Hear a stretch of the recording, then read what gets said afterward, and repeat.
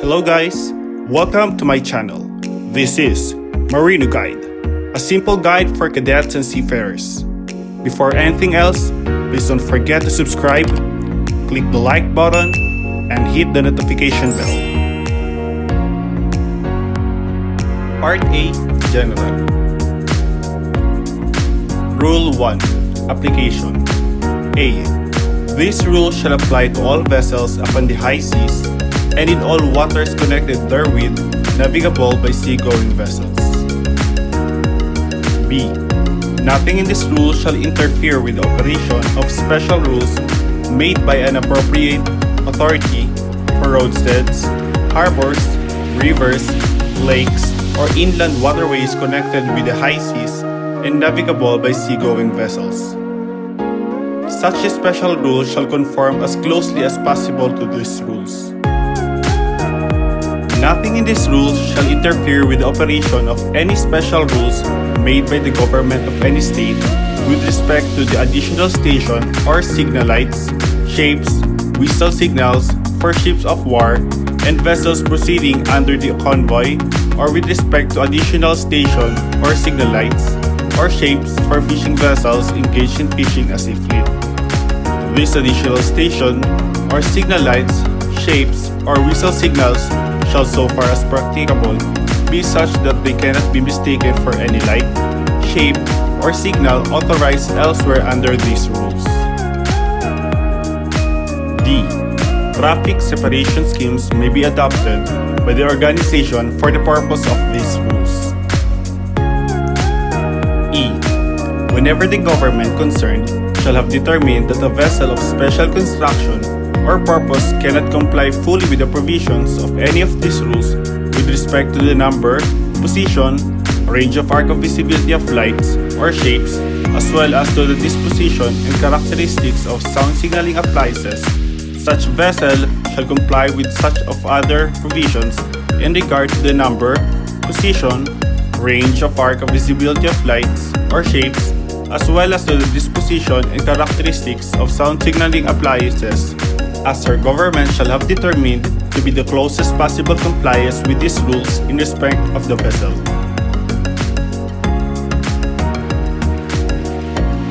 Rule 2. Responsibility. A. Nothing in this rule shall exonerate any vessel, or the owner, master, or crew thereof, from the consequences of any neglect to comply with these rules, or of the neglect of any precaution which may be required by the ordinary practice of seamen, or by the special circumstances of the case. B. In construing and complying with these rules, due regard shall be had to all dangers of navigation and collision, and to any special circumstances, including the limitations of the vessels involved, which may take a departure from these rules necessary to avoid immediate danger. Rule 3. General definitions. For the purpose of these rules, except where the context otherwise requires: A. The word vessel includes every description of watercraft, including non-displacement craft, weecraft, and seaplanes, used or capable of being used as a means of transportation on water. B. The term power-driven vessel means any vessel propelled by machinery. C. The term sailing vessel means any vessel under sail, provided that the propelling machinery, if fitted, is not being used. D. The term vessel engaged in fishing means any vessel fishing with nets, lines, trawls, or other fishing apparatus which restrict maneuverability, but does not include a vessel fishing with trolling lines or other fishing apparatus which do not restrict maneuverability. E. The word seaplane includes any aircraft designed to maneuver on the water. F. The term vessel not under command means a vessel which through some exceptional circumstances is unable to maneuver as required by these rules and is therefore unable to keep out of the way of another vessel. G. The term vessel restricted in her ability to maneuver means a vessel which from the nature of her work is restricted in her ability to maneuver as required by these rules, and is therefore unable to keep out of the way of another vessel. The term vessel restricted in her ability to maneuver shall include but not limited to 1. A vessel engaged in laying, servicing, or picking up a navigation mark, submarine cable, or pipeline. 2. A vessel engaged in dredging, surveying, or underwater operations. 3. A vessel engaged in replacement or transferring persons, provisions, or cargo vessel underway. 4. A vessel engaged in the launching or recovery of aircraft. 5. A vessel engaged in mine clearance operations. 6. A vessel engaged in the towing operation, such as severely restricts the towing vessel and her tow in their ability to deviate from their course. H. The term vessel constrained by her draft means a power-driven vessel which, because of her draft in relation to the available depth and width of navigable water, is severely restricted in her ability to deviate from the course she is following. I. The word underway means that a vessel is not at anchor or made fast to the shore or aground. J. The words length and breadth of a vessel means her length overall and greatest breadth. K. Vessels shall be deemed to be in sight of one another only when one can be observed visually from the other. L. The term restricted visibility means any condition in which visibility is restricted by fog, mist, falling snow, heavy rainstorms, sandstorms, or any other similar causes. M. The term winging ground or wingcraft means a multimodal craft which, in its operational mode, flies in close proximity to the surface by utilizing a surface effect action.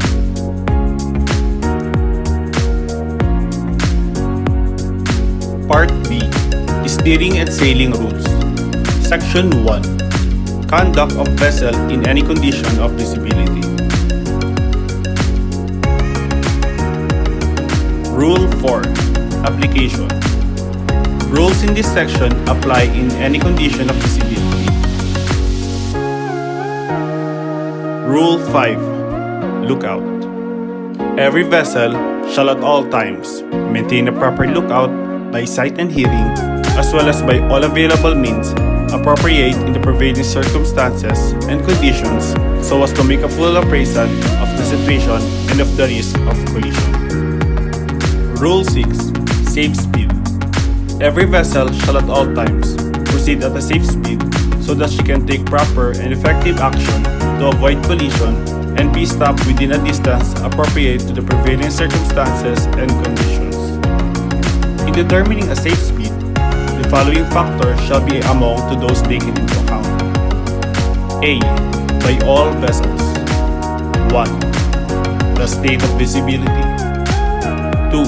The traffic density, including concentrations of fishing vessels or any other vessels. 3. The maneuverability of the vessel with special reference to stopping distance and turning ability in prevailing circumstances. 4. At night, the presence of background light such as from shore lights or from the backscatter of her own lights. 5. The state of wind, sea, and current, and the proximity of the navigational hazards. 6. The draft in relation to the available depth of water. B. Additionally, by vessels with operational radar. 1. The characteristics, efficiency, and limitations of the radar equipment. 2. Any constraints imposed by the radar scale in use. 3. The effect on radar detection of the sea state, weather, and other sources of interference. 4. The possibility that small vessels, ice, and other floating objects may not be detected by radar at an adequate range. 5. The number, location and movement of vessels detected by radar. 6. The more exact assessment of the visibility that may be possible when radar is used to determine the range of the vessels or other objects in the vicinity. Rule 7. Risk of collision. A. Every vessel shall use all available means appropriate to the prevailing circumstances and conditions to determine if risk of collision exists. If there is any doubt, such risk shall be deemed to exist. B.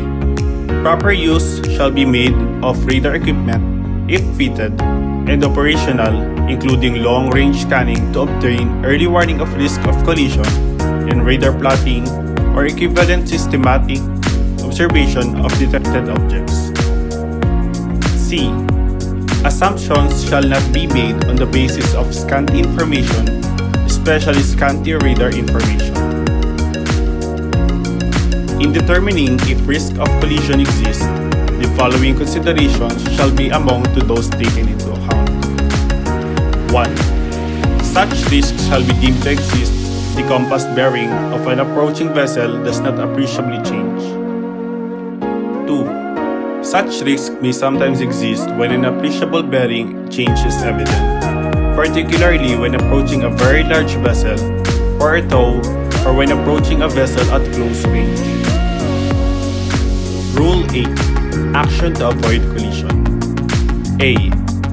Any action to avoid collision shall be taken in accordance with the rules of this part, and if the circumstances of the case admit, be positive, made in ample time, and with due regard to the observance of good seamanship. B. Any alteration of course and or speed to avoid collision shall, if the circumstances of the case admit, be large enough to be readily apparent to another vessel observing visually or by radar. A succession of small alteration of course and or speed should be avoided. C.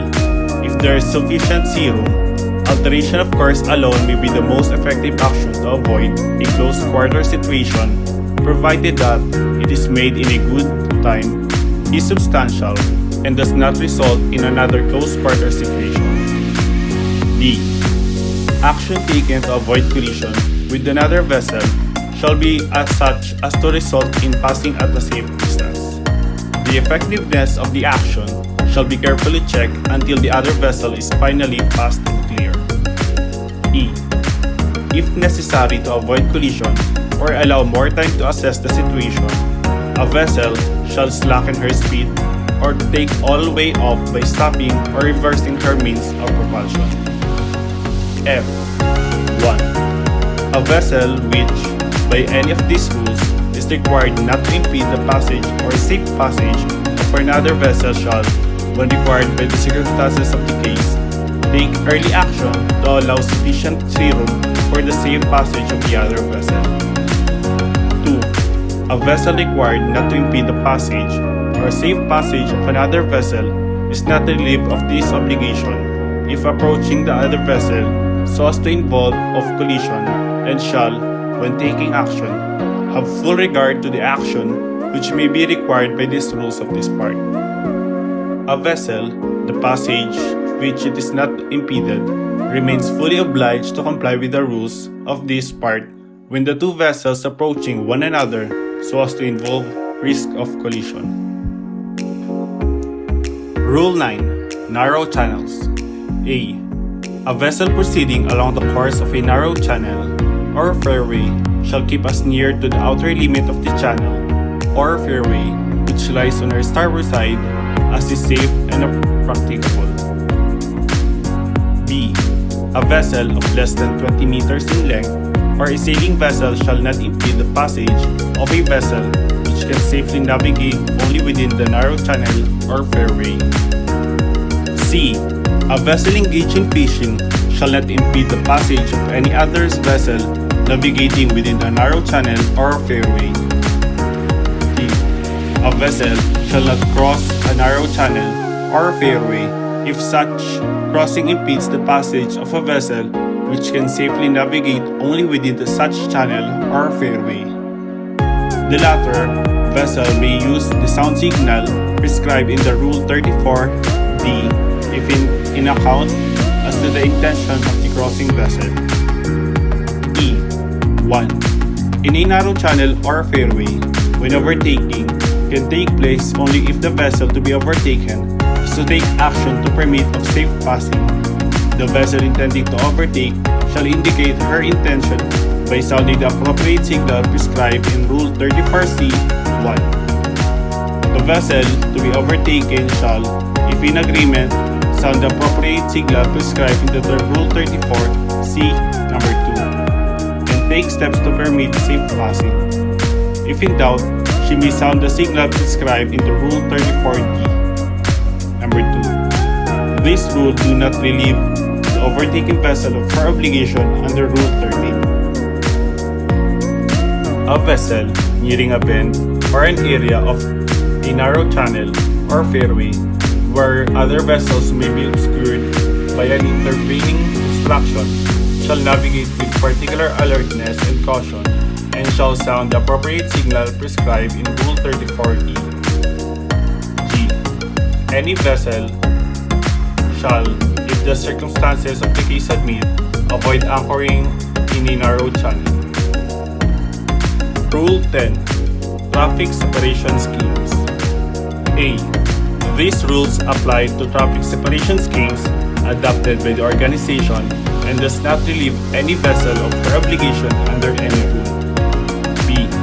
A vessel using a traffic separation scheme shall 1. Proceed in the appropriate traffic lane in the general direction of traffic flow for that lane. 2.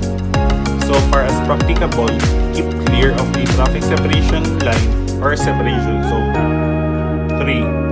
Normally join or leave a traffic lane at the termination of the lane, but when joining or leaving from either side, shall do so at a small angle to the general direction of traffic flow as practicable. C. A vessel, so far as practicable, avoid crossing traffic lanes, but if obliged to do so, shall cross on a heading as nearly as practicable at right angles to the general direction of traffic flow. D. 1. A vessel shall not use an inshore traffic zone when she can safely use the appropriate traffic lane within the adjacent traffic separation scheme. However, vessels of less than 20 meters in length, sailing vessels, and vessel engaged in fishing may use the inshore traffic zone. 2. Notwithstanding subparagraph D1, a vessel may use an inshore traffic zone when en route to or from a port, offshore installation, or structure, pilot station, or any other place situated within the inshore traffic zone, or to avoid immediate danger. A vessel, other than crossing vessel, or a vessel joining or leaving a lane, shall not normally enter a separation zone or cross a separation line except 1. In cases of emergency to avoid immediate danger. 2. Engage in fishing within a separation zone. F. A vessel navigating in areas near the terminations of traffic separation schemes shall do so with particular caution. G. A vessel, so far as practicable, avoid anchoring in a traffic separation scheme or in areas near its terminations. H. A vessel not using traffic separation scheme shall avoid it by as wide margin as practicable. I. A vessel engaged in fishing shall not impede the passage of any vessel following the traffic lane. J. A vessel of less than 20 meters in length or a sailing vessel shall not impede the safe passage of a power-driven vessel following a traffic lane. K. A vessel restricted in her ability to maneuver when engaged in an operation for the maintenance of safety of navigation in a traffic separation scheme is exempted from complying with this rule to the extent necessary to carry out the operation. L. A vessel restricted in her ability to maneuver when engaged in an operation for laying, servicing, or picking up of a submarine cable within a traffic separation scheme is exempted from complying with this rule to the extent of necessary to carry out the operation. Section 2. Conduct of vessels in sight of one another. Rule 11. Application. Rules in this section apply to all vessels in sight of one another. Rule 12. Sailing vessels. When two sailing vessels are approaching one another so as to involve risk of collision, one of them shall keep out of the way of another as follows. 1. When each has the wind on a different side, the vessel which has the wind on the port side shall keep out of the way of the other. 2. When both have the wind on the same side, the vessel which is to windward shall keep out of the way of the vessel which is to leeward. 3. If a vessel with the wind on the port side sees a vessel to windward and cannot determine with certainty whether the other vessel has the wind on the port or on the starboard side, she shall keep out of the way of the other. B. For the purpose of this rule, the windward side shall be deemed to be the opposite side on that on which the mainsail is carried, or, in the case of square rigged vessel, the side opposite to that on which the large fore and aft is carried. Rule 14. Head-on situation. A. When two power-driven vessels are meeting on reciprocal or nearly reciprocal courses so as to involve risk of collision, each shall alter course to starboard so that each shall pass on the port side of each other. B. Such a situation shall be deemed to exist when a vessel sees the other ahead or nearly ahead, and by night she could see the masthead lights of the other in a line or nearly in a line, or both side lights, and by day she observes the corresponding aspect of the other vessel. C. When a vessel is in doubt as to whether such a situation exists, she shall assume that it does exist and act accordingly. Rule 15. Crossing situation. When two power-driven vessels are crossing so as to involve risk of collision, the vessel which has the other on her own starboard side shall keep out of the way and shall, if the circumstances of the case admit, avoid crossing ahead of the other vessel. Rule 16. Action by give-way vessel. Every vessel which is directed to keep out of the way of another vessel, so far as possible, take early action and substantial action to keep well clear. Rule 17. Action by stand-on vessel. A. 1. Where two vessels is to keep out of the way, the other shall keep her course and speed. 2. The latter vessel may, however, take action to avoid collision by her maneuver alone as soon as it becomes apparent to her that the vessel required to keep out of the way is not taking appropriate action in compliance with this rule. B. When, from any cause, the vessel required to keep her course and speed finds herself so close to the collision cannot be avoided by the action of the give-way vessel alone, she shall take such action as will best aid to avoid collision. C. A power-driven vessel which takes action in a crossing situation in accordance with subparagraph A2 of this rule to avoid collision with another power-driven vessel shall, if the circumstances of the case admit, not alter course to port for a vessel on her own port side. D. This rule does not relieve the give-way vessel of her obligation to keep out of the way. Rule 18. Responsibilities between vessels. Except where Rules 9, 10, and 13 otherwise require: A. A power-driven vessel underway shall keep out of the way of 1. A vessel not under command. 2. A vessel restricted in her ability to maneuver. 3. A vessel engaged in fishing. 4. A sailing vessel. B. A sailing vessel underway shall keep out of the way of 1. A vessel not under command. 2. A vessel restricted in her ability to maneuver. 3. A vessel engaged in fishing. C. A vessel engaged in fishing shall, so far as possible, keep out of the way of 1. A vessel not under command. 2. A vessel restricted in her ability to maneuver. D. 1. Any vessel other than vessel not under command or a vessel restricted in her ability to maneuver shall, if the circumstances of the case admit, avoid impeding the safe passage of a vessel constrained by her draft exhibiting the signals of Rule 28. 2. A vessel constrained by 2. A vessel constrained by her draft shall navigate with particular caution, having full regard to her special condition. E. A seaplane on the water shall, in general, keep well clear of all vessels and avoiding impeding their navigation. In circumstances, however, where risk of collision exists, she shall comply with the rules of this part. F. 1. A weak craft, when taking off, landing in flight near the surface, shall keep well clear of all vessels and avoid impeding their navigation. 2. A weak craft operating on the water surface shall comply with the rules of this part as a power-driven vessel. Section 3. Conduct of vessels in restricted visibility. Rule 19. Conduct of vessels in restricted visibility. A. These rules applies to vessels not in sight of one another when navigating in or near an area of restricted visibility. B. Every vessel shall proceed at a safe speed adapted to the prevailing circumstances and conditions of restricted visibility.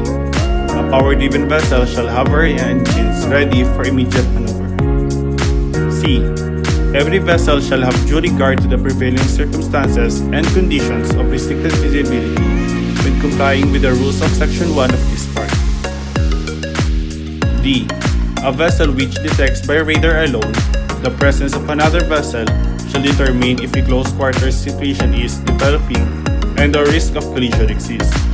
If so, she shall take action in ample time, provided that when such action consists of alteration of course, so far as possible, the following shall be avoided.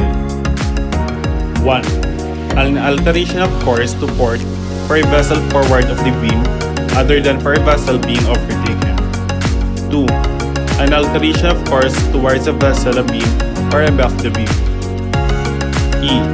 Except where it has been determined that a risk of collision does not exist, every vessel which hears apparently forward at her beam the fog signal of another vessel, or which cannot avoid a close quarter situations with another vessel forward of her beam, shall reduce her speed to the minimum at which she can keep on her course.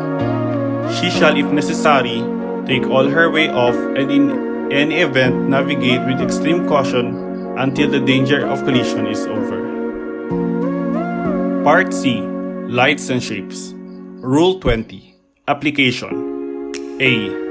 Rules in this part shall be complied with in all weathers. B. The rules concerning lights shall be complied with from sunset to sunrise, and during such times no other light shall be exhibited, except such lights as cannot be mistaken for lights specified in these rules, or do not impair the visibility or distinctive character, or interfere with the keeping of a proper lookout. C. The lights prescribed in these rules shall, if carried, also be exhibited from sunrise to sunset in restricted visibility, and may be exhibited in all circumstances when it is deemed necessary. D. The rules concerning shapes shall be complied with by day. E. The lights and shapes specified in these rules shall comply with the provisions of Annex 1 to these regulations. Rule 21. Definitions. A. Masted light means a white light placed over the fore and aft center line of the vessel, showing an unbroken light over an arc of horizon of 225 degrees, and so fixed as to show the light from the right ahead to 22.5 degrees above the beam on either side of the vessel. B. Side lights mean a green light on the starboard side and a red light on the port side, each showing an unbroken light over an arc of horizon of 112.5 degrees, and so fixed as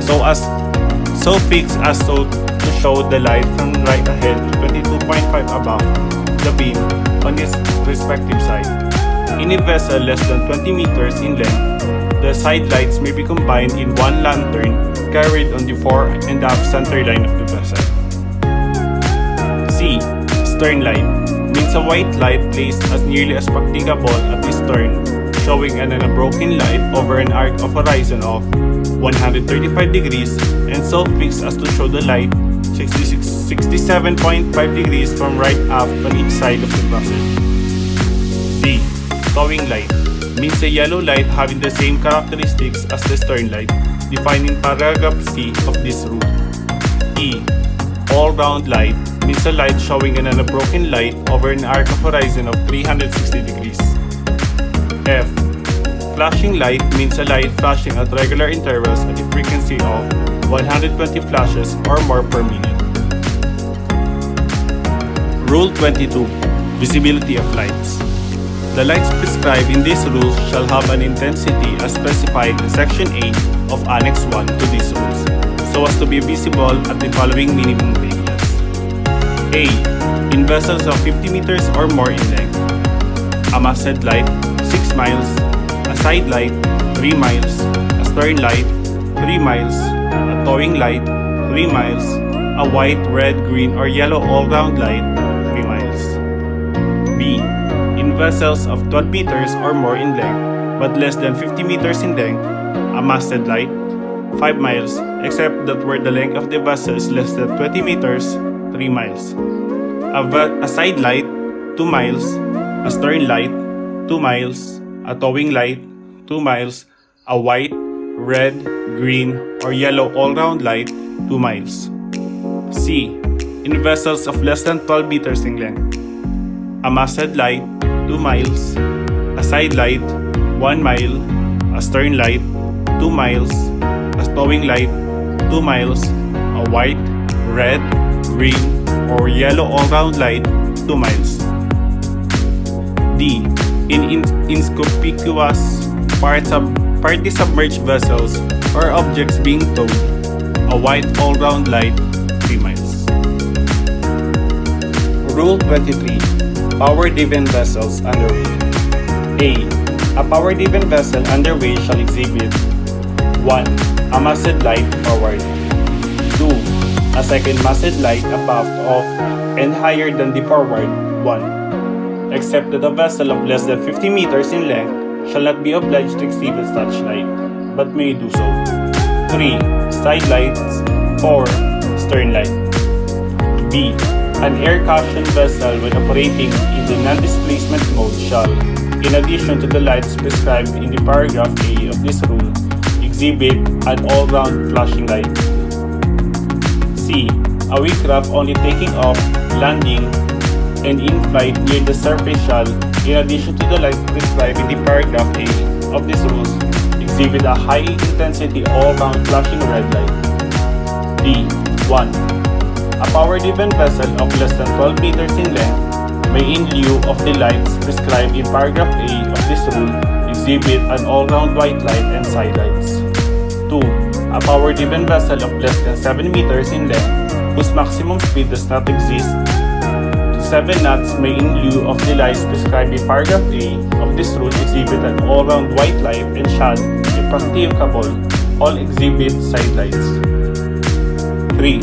The masthead light or all-round white light on a power-driven vessel of less than 12 meters in length may be displaced from fore and aft and center line of the vessel if center line fitting is not practicable, provided the side lights are combined in one lantern which shall be carried on the fore and aft center line of the vessel, or located as nearly as practicable in the same fore and aft line as the masthead light or the all-round white light.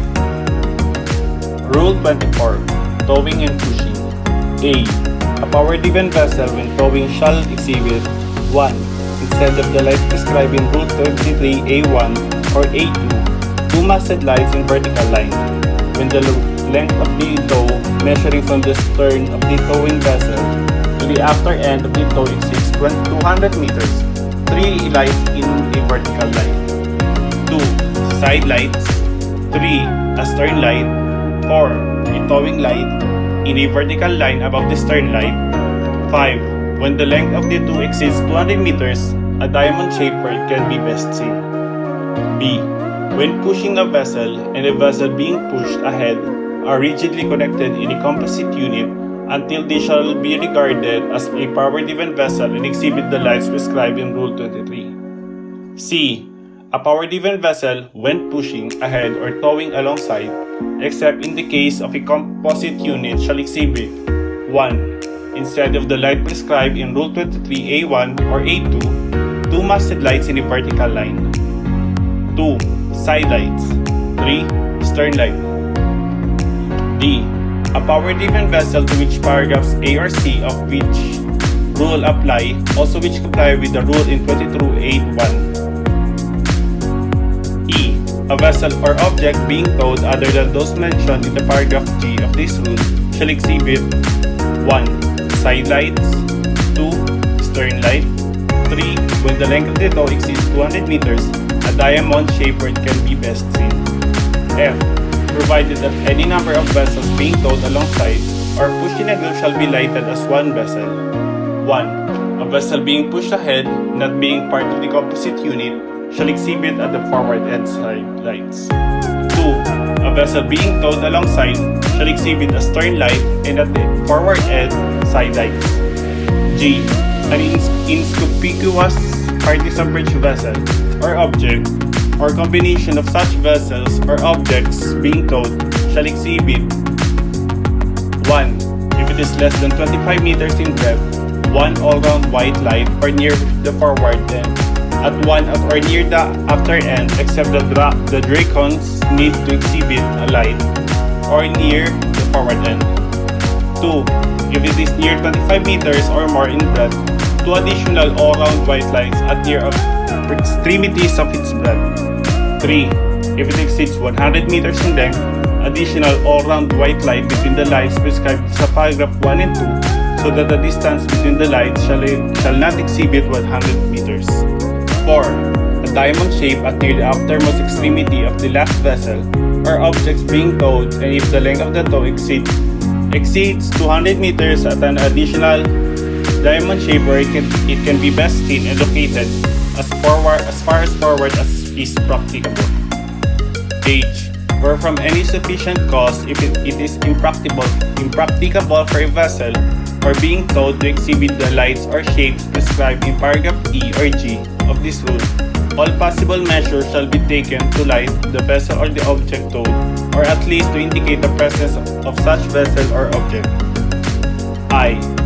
Where from any sufficient cause it is impracticable for a vessel not normally engaged in towing operations to display the lights described in A or C of this rule, such vessel shall not be required to exhibit those lights when engaged in towing another vessel in distress or otherwise of need assistance. All possible measures shall be taken to indicate the nature of the relationship between the towing vessel and the vessel being towed as authorized by Rule 36 in A particular to illuminate the towing light.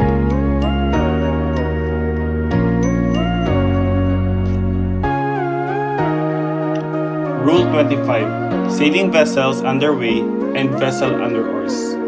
A.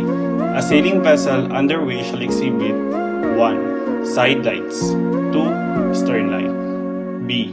In a sailing vessel of less than 20 meters in length, the lights prescribed in paragraph A of this rule may be combined in one lantern carried at or near the top of the mast where it can be best seen. C. A sailing vessel underway may, in addition to the light prescribed in paragraph A of this rule, exhibit at or near the top of the mast where they can be best seen 2 all-round lights in a vertical line, the upper being red and the lower green, but this light shall not be exhibited in conjunction with the combined lantern permitted by paragraph B of this rule. D. 1. A sailing vessel of less than 7 meters in length shall, if practicable, exhibit the lights prescribed in paragraph A or B of this rule, but if she does not, she shall have ready at the hand an electric torch or light lantern showing white light, which shall be exhibited in sufficient time to prevent collision. 2. A vessel under oars may exhibit the light described in this rule for sailing vessels, but she does not. She shall have ready at hand an electric torch or light lantern showing a white light which shall be exhibited in the sufficient time to prevent collision. E. A vessel proceeding under sail when also being propelled by machinery shall exhibit forward where it can be best seen a conical shape apex toward nose. Rule 26. Fishing vessels. A. A vessel engaged in fishing, whether underway or at anchor, shall exhibit only the lights and shapes prescribed in this rule. A vessel, when engaged in trawling, by which is meant by dragging through the water of a dredge net or other apparatus such as fishing applies, shall exhibit 1. Two all-round lights in a vertical line, the upper being green and the lower right, or shape consisting of two cones with their apexes towards together in a vertical line, one above the other. 2. A masthead light above of and higher than the all-round green light. A vessel of less than 50 meters in length shall not be obliged to exhibit such light, but may do so. 3. When making way through the water, in addition to the light prescribed in this paragraph, side lights and stern light, a vessel engaged in fishing, other than trawling, shall exhibit 1. Two all-round lights in a vertical line, the upper being red and the lower right, or a shape consisting of two cones with the apexes together in a vertical line, one above the other. 2. When there is outlying gear extending more than 150 meters horizontally from the vessel, an all-round white light or a cone apex upwards in the direction of the gear. 3. When making way through the water, in addition to the light prescribed in the paragraph, side lights and stern light. D.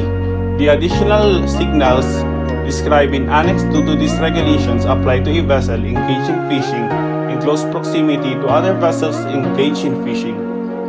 E. A vessel, when not engaged in fishing, shall not exhibit the lights or shapes prescribed in this rule, but only those prescribed for a vessel of her length. Rule 27. Vessels not under command or restricted in her ability to maneuver. A. A vessel not under command shall exhibit two all-round red lights in a vertical line where they can be best seen. Two balls or similar shapes in a vertical line where they can be best seen. 3. When making way through the water, in addition to the lights described in this paragraph, side lights and stern light. B. A vessel restricted in her ability to maneuver, except a vessel engaged in mine clearance operation, shall exhibit 1. Three all-round lights in a vertical line where they can be best seen. The highest of the and lowest of these lights shall be red and green, and middle shall be white.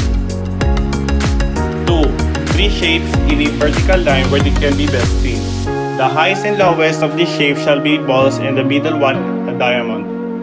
3. When making way through the water, masthead light or lights, side lights and stern light, in addition to the light prescribed in subparagraph 1. 4.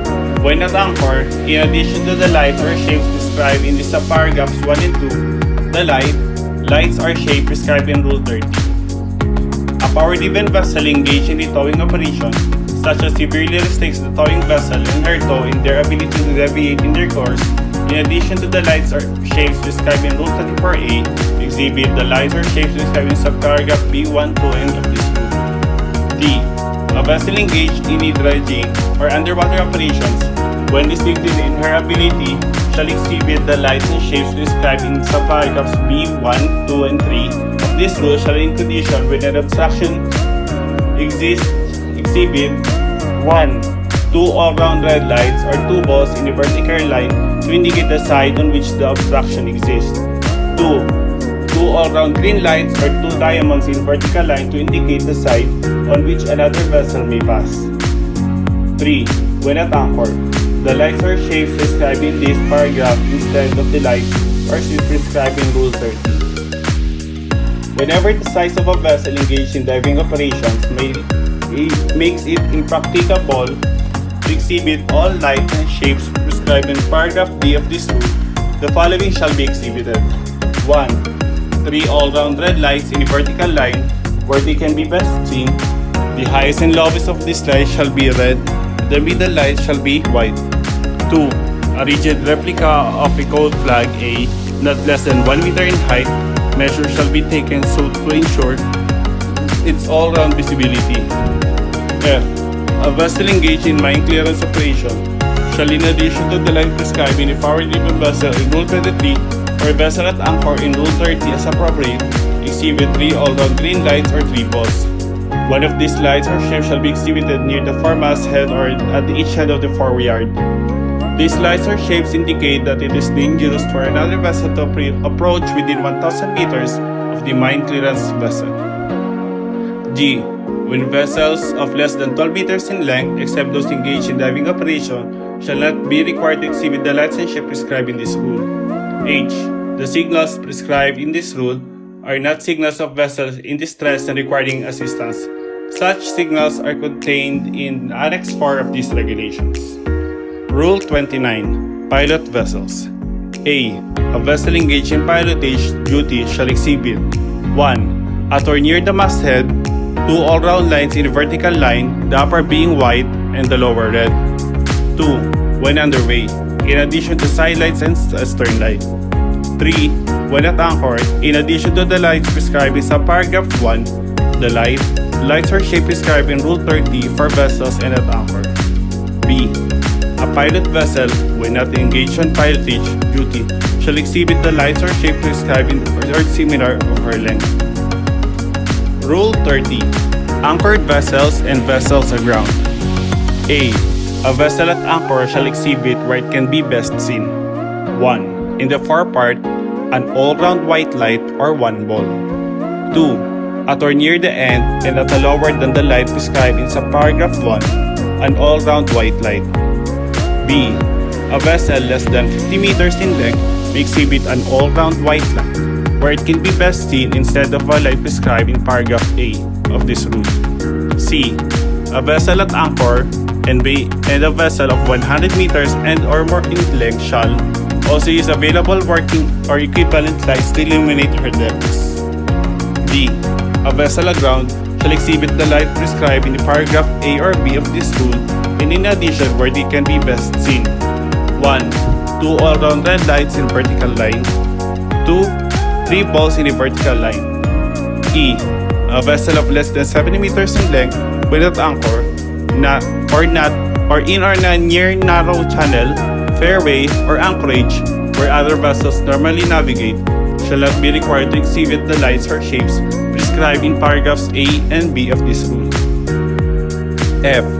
A vessel of less than 12 meters in length when aground shall not be required to exhibit the lights or shapes prescribed in subparagraphs D1 and 2 of this rule.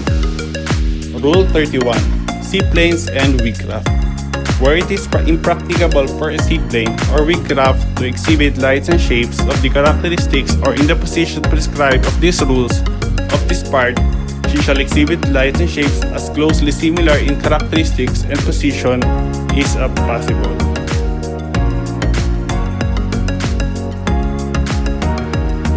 Part D.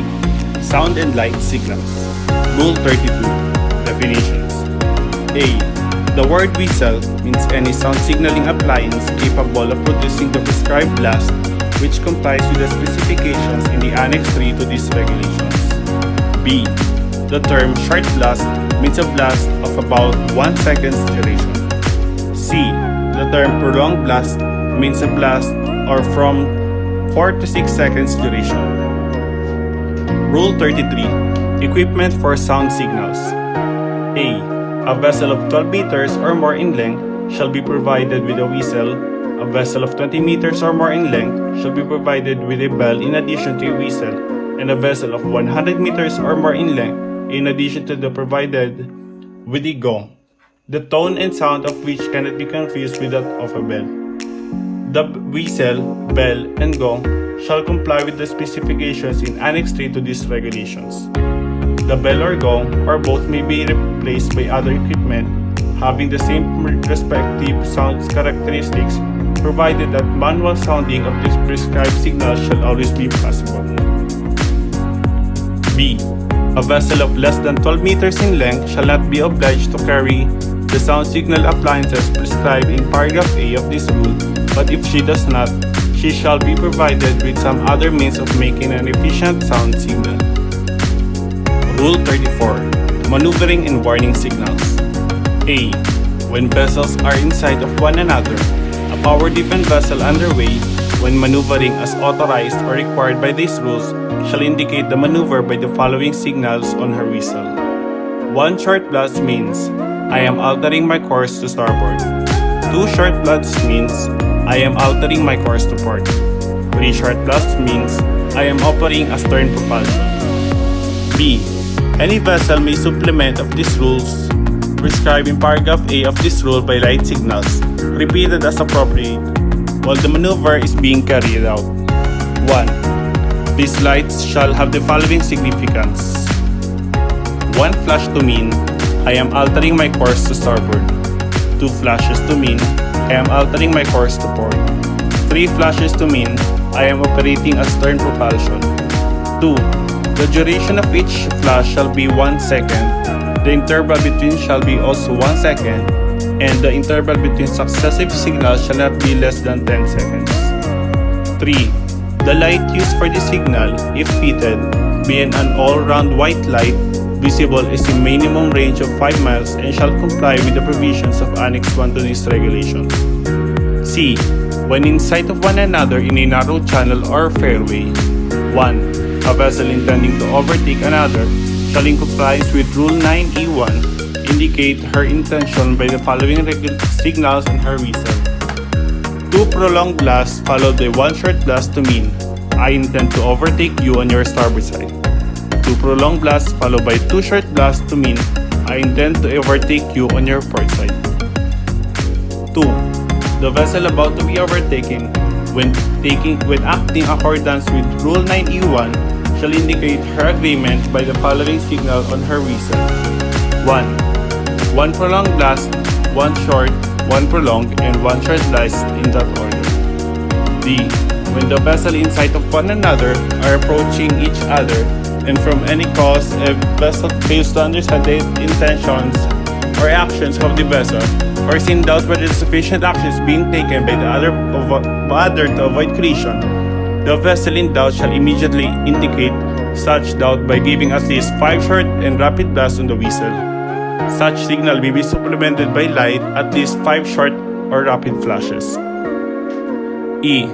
A vessel nearing bend or an area or fairway where other vessels may be obscured by an intervening obstruction shall sound 1 prolonged blast. Such signal shall be answered with prolonged blast by any approaching vessel that may be within the ground of the bend or behind the intervening obstruction. F. If whistles are fitted in a vessel at a distance apart or more than 100 meters, 1 whistle only shall be used for giving maneuvering and warning signals. Rule 35. Sound signals and restricted visibility. In or near an area of restricted visibility, whether by day or night, the signal prescribed in this rule shall be used as follows. A. A power-driven vessel making way through the water shall sound at intervals of not more than 2 minutes, 1 prolonged blast. B. A power-driven vessel underway but stopped and making no way through the water shall sound at intervals of not more than 2 minutes, 2 prolonged blasts in succession with an interval about 2 seconds between them. C. A vessel not under command, a vessel restricted in her ability to maneuver, a vessel constrained by her draft, a sailing vessel, a vessel engaged in fishing, and a vessel engaged in towing or pushing another vessel shall, instead of the signals prescribed in the paragraph A or B of this rule, sound at intervals not more than 2 minutes, 3 blasts in succession, namely 1 prolonged blast followed by 2 short blasts. A vessel engaged in fishing when at anchor, and a vessel restricted in her ability to maneuver with carrying out her work at anchor, shall, instead of the signal prescribed in paragraph B of this rule, sound the signal prescribed in the paragraph C of this rule. E.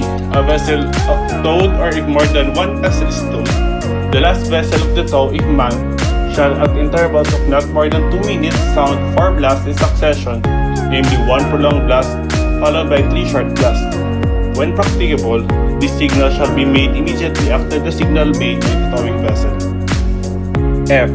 When a pushing vessel and a vessel being pushed ahead are rigidly connected in a composite unit, they shall be regarded as a power-driven vessel and shall give the signals prescribed in paragraphs A or B of this rule. A vessel at anchor shall at intervals of not more than 1 minute ring the bell rapidly for about 5 seconds.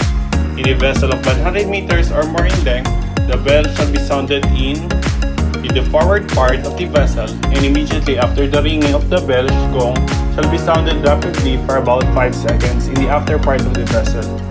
A vessel at anchor may in addition sound 3 blasts in succession, namely 1 short, 1 prolonged, and 1 short blast to give warning of her position and of the possibility of collision of an approaching vessel. H. A vessel aground shall give the bell signal if required. The gong signal prescribed in paragraph G of this rule shall, in addition to give 3 separate and distinct strokes on the bell immediately before and after the rapid ringing of the bell. A vessel aground may in addition such an appropriate whistle signal. A vessel of 12 meters or more than less than 20 meters in length shall not be obliged to give the bell ring signals prescribed in paragraph G and H of this rule. However, if she does not, she shall make some other efficient sound signal in the intervals of not more than 2 minutes. J. A vessel of less than 12 meters in length shall not be obliged to give above mentioned signals, but if she does not, shall make some other efficient and sound signals at intervals of not more than 2 minutes. K. Pilot vessel when engaged in a pilotage duty may in addition to the prescribed in paragraphs A, B, or G of this rule, sound identity signal consisting of 4 short blasts. Rule 36. Signals to attack attention. If necessary, to attack attention of another vessel, and any vessel may make light or sound signals that cannot be mistaken for any other signal authorized elsewhere in these rules, or maybe direct the beam of her searchlight in the direction of the danger, in such a way as not to embarrass any vessel.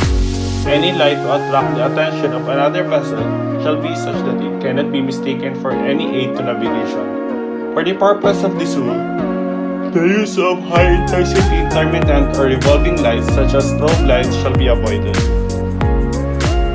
Rule 37. Distress signals. When a vessel is in distress and requires assistance, she shall use or exhibit the signals prescribed in Annex 4 to these regulations. Part E. Exemptions. Rule 38. Exemptions. Any vessel or class of vessels, provided that she complies with the requirements of the International Regulations for Preventing Collision at Sea 1960, the keel of which it is laid or which is at the corresponding stage of construction before the entry into force of this regulation, may be exempted from compliance therewith as follows. A. The installation of lights within the ranges prescribed in Rule 22 until 4 years after the date of entry into force of these rules. B. The installation of lights with color specifications as prescribed in Section 7 of Annex 1 to these rules until 4 years after the date of entry of these regulations. C. The repositioning of lights as a result of conversion from the imperial to metric units and rounding off measurement figures, permanent exemption. D. 1. The repositioning of masthead lights on vessels of less than 150 meters in length, resulting from the prescription of Section 3A of Annex 1 to these regulations, permanent exemption. 2. The repositioning of masthead lights on vessels of 150 meters or more in length, resulting from the prescription of Section 3A of another Annex 1 to these regulations, until 9 years after the date of entry into force of these regulations. E. The repositioning of masthead lights resulting from the prescription of Section 2B of Annex 1 to these regulations, until 9 years after the date of entry force of these regulations. F. The repositioning of side lights resulting from the prescriptions of Section 2G and 3B of Annex 1 of these regulations, until 9 years after the date of entry into force of these regulations. G. The requirements for sound signaling appliances prescribed in Annex 3 to these regulations, until 9 years after the date of entry into force of these regulations. H. The repositioning of all round lights resulting from the prescription of Section 9B of Annex 1 to these regulations, permanent exemption. Part F. Verification of compliance with the provision of the Convention. Rule 39. Definitions. A. Audit means a systematic, independent, and documented process for obtaining audit evidence and evaluating it objectively to determine the extent to which audit required are fulfilled. B. Audit scheme means the IMO member state audit scheme established by the organization and taking into account the guidelines developed by the organization. C. Code for implementation means the IMO instruments implementation code adopted by the organization by Resolution A.107028. D. Audit standard means the code for implementation. Rule 40. Application. Contracting parties shall use the provisions of the code for implementation in the execution of their obligations and responsibilities contained in the present convention. Rule 41. Verification of compliance. A. Every contracting party shall be subject to periodic audits by the organization in accordance with the audit standard to verify the compliance with and implementation to the present convention. B. The Secretary General of the organization shall have the responsibility for administering the audit scheme based on the guidance developed by the organization. C. Every contracting party shall have the responsibility for facilitating the conduct of audit and implementation of a program of action to address the findings based on the guidance developed by the organization. D. Audit of all contracting parties shall be 1. Based on overall schedule developed by the Secretary General of the organization, taking into account the guidance developed by the organization, and 2. Conducted at periodic intervals, taking into account the guidelines developed by the organization. Thank you for watching my video. If you have any topic or topics that you want to be discussed and explained, don't forget to comment down below. See you in my next video. This is Marino Guide, signing off.